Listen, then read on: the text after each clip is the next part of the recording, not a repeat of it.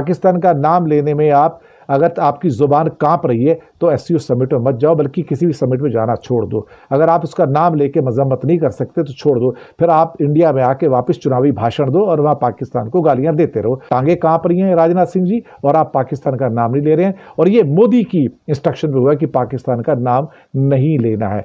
शायद अंदर ही अंदर से सरकार बहुत डरी हुई है कि पाकिस्तान तो इस टाइम आइसोलेटेड नहीं है, लेकिन इंडिया इस समय बहुत ज़्यादा डिप्लोमेटिकली आइसोलेटेड है, और पाकिस्तान का नाम नहीं ले पाए राजनाथ सिंह वहाँ पर।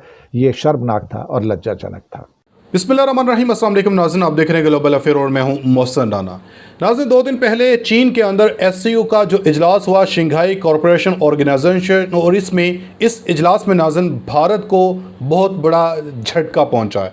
राजनाथ सिंह जो भारतीय वज़ीर दिफा हैं, इनकी इस इजलास में जिस तरह चीन ने बोलती बंद की है, अब इसके बाद भारत के अंदर भारतीय तज्ज़ियाकारों ने, भारतीय सहाफ़ियों ने अब मोदी हुकूमत को आड़े हाथों लेना शुरू कर दिया है, और कहा जा रहा है कि मोदी सरकार की ये नाकाम पॉलिसियों की वजह से, सिफारती नाकामी की वजह से आज भारत दुनिया भर में जो है ये तन्हा हो रहा है।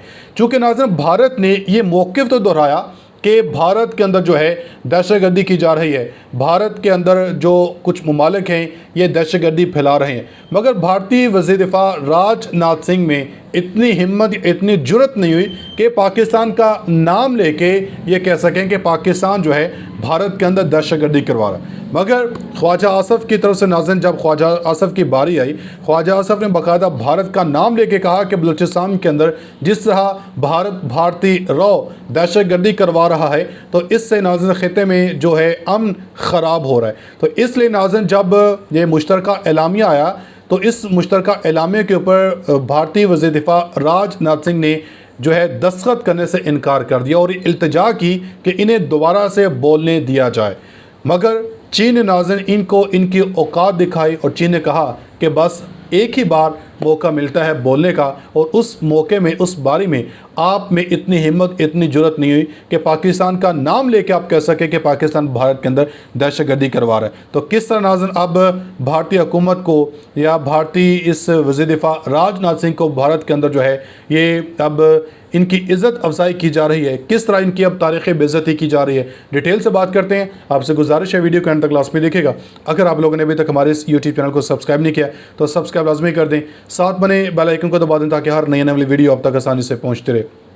यहाँ से सबसे पहले ज़रा आप ये भारतीय तज्ज़ियाकार की गुफ्तगू सुने, जिसमें ये डिटेल से बता रहे हैं कि कैसे अब भारत ने, स्पेशली मोदी हुकूमत ने भारत को पूरी दुनिया में तनहा कर दिया है। मोदी की इसी नाकाम सिफारती पॉलिसियों की वजह से, सिफारती नाकामी की वजह से आज भारत दुनिया भर में जो है तनहा हो रहा है। भारत को जो है अब दुनिया मुंह लगाना नहीं चाहती है, वही दुनिया, वही अब वर्ल्ड जो लीडरशिप है ये पाकिस्तान की तरफ देख रही है, और पाकिस्तान का हर फोरम के ऊपर जो है पाकिस्तान का मौक़िफ़ जो है वो तस्लीम किया जा रहा है। आप ये इनकी गुफ्तगू सुनो, उसके बाद बात करते हैं। दोस्तों, शंघाई कोऑपरेशन ऑर्गेनाइजेशन के समिट में जो हुआ वो शर्मनाक है। शर्मनाक इसलिए कि भारत की ओर से राजनाथ सिंह और डोभाल वगैरह वहां पर थे, और वहां पर जॉइंट कम्युनिकेशन तो इशू नहीं हो पाया, क्योंकि बड़े बड़े शब्दों में भारत में स्टोरी सुनाई गई कि राजनाथ सिंह ने अपने पेन यूज़ नहीं किया, पेन रख दिया और जॉइंट डिक्लेरेशन के ऊपर साइन करने से मना कर दिया, क्योंकि उसके अंदर पहलगाम का जिक्र नहीं था, जबकि जाफर एक्सप्रेस और बलूचिस्तान के जिक्र थे। जब आपत्ति उठाई गई तो उन्होंने कहा कि यही कम्युनिकेशन रहेगा, चेंज नहीं किया जाएगा, तो राजनाथ सिंह ने कहा कि हम साइन नहीं करेंगे। अब साइन नहीं करेंगे तो जॉइंट कम्युनिकेशन इशू नहीं हुआ। फिर राजनाथ सिंह का उससे पहले एक स्टेटमेंट आता है कि one country who spreading the terror all over he should B condemned bye the SCO summit. लेकिन राजनाथ सिंह वो हिम्मत नहीं जुटा पाए कूटनीति के अंदर कि उस कंट्री का नाम ले सकें। है ना, है कमाल की बात। राजनाथ सिंह हिम्मत नहीं जुटा पाए कि उस कंट्री का नाम ले सकें, लेकिन बाकी सारे कंट्री से एक्सपेक्ट करने लगे कि वो उस कंट्री का नाम लेके क्या कहते हैं, उसकी मजम्मत करें, उसको कंडेम करें, जिसका नाम पाकिस्तान है। जब भारत कूटनीतिक रूप से इतनी हिम्मत नहीं रखता, इतना करेज, इतना साहस नहीं रखता कि भाई अल्टीमेटली आप उसको अपना नाम लो, उसके आगे वहां पे पाकिस्तान का नाम लो, कंडमनेशन में आपने नहीं लिया। दूसरी बात, जब राजनाथ अपनी स्पीच भी दे चुके तो उसके बाद एक और हादसा होता है। उसके बाद ख्वाजा आसिफ की स्पीच आती, जो कि पाकिस्तान के डिफेंस मिनिस्टर थे। उन्होंने कुछ ऐसा कहा कि जिसपे राजनाथ सिंह को आपत्ति हुई। राजनाथ सिंह उसके ऊपर बोलना चाहते थे, बाद में उनको चाइना ने अलाउ नहीं किया, जो कि चेयरमैन था। चाइना ने इसलिए अलाउ नहीं किया, बोलता यहाँ पर क्वेश्चन आंसर्स नहीं होते, ना ही किसी की रिप्लाई दी जाती है। सबकी अपनी अपनी स्पीचेज हैं, बोल के चले जाते हैं और यहाँ पर दोबारा स्पीच देने की आपको अनुमति नहीं दी जाएगी।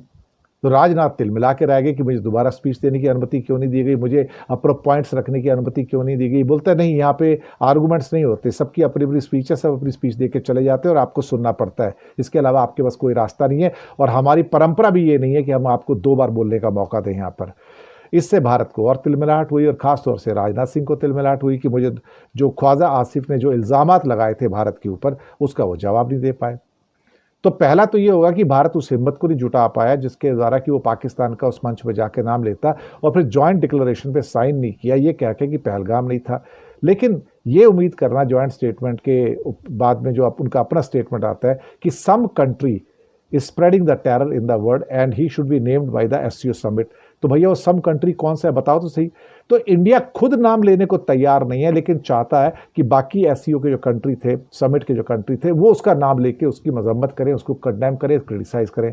अगर भारत के अंदर ये हिम्मत नहीं है, अगर भारत की सरकार में ये हिम्मत नहीं है कि एससीओ के मंच पर अंतर्राष्ट्रीय समिट के अंदर पाकिस्तान का नाम ले, तो फिर उसे इस बात की उम्मीद भी नहीं करनी चाहिए कि कोई उनको सपोर्ट करेगा। इसलिए अंतर्राष्ट्रीय क्षेत्रों के अंदर हम आइसोलेटेड हैं और हमें कोई सपोर्ट नहीं करता है। अभी तो यहाँ पर हुआ है, कल को यही सीन आपका रियो ब्राज़ील के अंदर होगा जहाँ समिट आ रहा है ब्रिक्स का 6 और 7 जुलाई को, वहाँ भी ये नज़ारा होगा। अगर आप पाकिस्तान का नाम लेने में असमर्थ हैं, पाकिस्तान का नाम लेने में अगर आपकी ज़ुबान कांप रही है, तो एससीओ समिट में मत जाओ, बल्कि किसी भी समिट में जाना छोड़ दो। अगर आप उसका नाम लेके मजम्मत नहीं कर सकते तो छोड़ दो, फिर आप इंडिया में आके वापस चुनावी भाषण दो और वहाँ पाकिस्तान को गालियाँ देते रहो, वो चलेगा। लेकिन इंटरनेशनल मंचों के ऊपर आपकी टांगे कांप रही हैं राजनाथ सिंह जी और आप पाकिस्तान का नाम नहीं ले रहे हैं। और ये मोदी की इंस्ट्रक्शन में हुआ कि पाकिस्तान का नाम नहीं लेना है। और वैसे भी इंडिया में भी कई स्पीचेस के अंदर मोदी पाकिस्तान का नाम नहीं लेते। एक अंदर ही अंदर से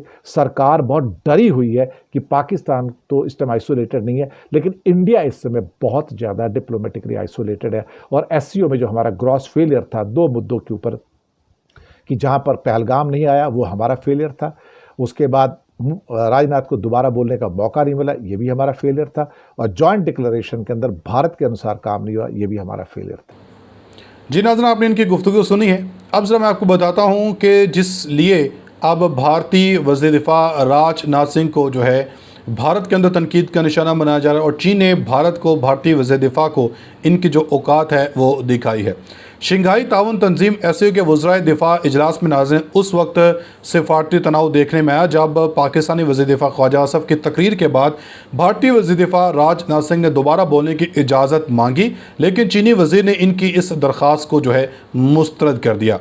इजलास के दौरान ख्वाजा आसिफ ने पाकिस्तान में भारतीय मुदाखलत पर तफसीली गुफ्तगू करते हुए कुलभूषण यादव जाफ़र एक्सप्रेस पर हमले और बलूचिस्तान में भारतीय किरदार के सबूत तमाम रुकन ममालिक के सामने पेश किए। और इनके खिताब के बाद राजनाथ सिंह ने चीनी वज़ीर दिफा से दोबारा खिताब की इजाज़त मांगी ताकि पाकिस्तानी इल्ज़ामात का जवाब दिया जा सके, मगर चीनी वज़ीर ने यह इजाज़त देने से इनकार कर दिया। और इजलास के बाद मीडिया से गुफ्तगू करते हुए ख्वाजा आसिफ ने कहा कि एससीओ के मुश्तरका एलामिया में कश्मीर और बलूचिस्तान का जिक्र भी मौजूद था, जिस पर 9 में से 8 ममालिक मुतफिक थे, तहम भारत ने इस पर दस्तखत करने से इनकार कर दिया है। ख्वाजा आसिफ का कहना था कि इजलास में भारत की तन्हाई वाज़ेह हो गई और पाकिस्तान के मौक़िफ़ को कई ममालिक की जानब से हमायत मिली और ये पाकिस्तान की जीत है, ये पाकिस्तानी कौम की, पाकिस्तानी अवाम की जीत है। अब तक लेते हैं अपनी फीडबैक के में लाजमी दीजिएगा। मिलेंगे अगली वीडियो में, तब तक के लिए अल्लाह हाफ़िज़।